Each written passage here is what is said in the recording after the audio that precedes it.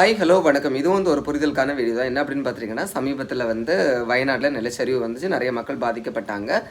அதுக்கு நானும் வருத்தம் தெரிவித்து நான் வீடியோ போட்டிருந்தேன். சரியா, அதில் இப்போ ரீசெண்டாக நிறைய கமெண்ட்ஸ் எப்படி வரும் அப்படின்னு பார்த்தீங்கன்னா, வயநாட்டில் அங்கே மக்கள் செத்துக்கிட்டு இருக்காங்க, உனக்கு ஆட்டம் தேவையா, பாட்டம் தேவையா, சாப்பாடு தேவையா அப்படின்னு.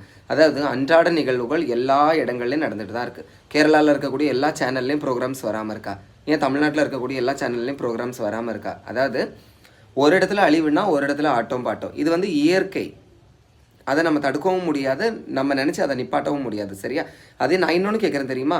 இப்போ நான் வீடியோ போடுறதுனால நீங்கள் என்கிட்ட இவ்வளோ கீழ்த்தனமான கொஸ்டின்ஸ் எல்லாம் கேட்குறீங்க. இப்போ நீங்கள் எல்லாம் வயநாட்டில் நிலச்சரிவு வந்துருச்சுன்னு சொல்லிட்டு பட்டினி கிடக்குறீங்களா? இல்லை நீங்கள் உங்களோட சொத்து எல்லாத்தையும் வயநாட்டில் உள்ள மக்களுக்கு நீங்கள் எழுதி வச்சுட்டீங்களா? சும்மா இஷ்டத்துக்கு நீங்கள் வாய்க்கு வந்த மாதிரிலாம் நீங்கள் பேசக்கூடாது. சரியா, எல்லா நிகழ்வுகளும் எல்லா இடங்கள்லையும் நடந்துக்கிட்டே தான் இருக்குது. ஓகேவா?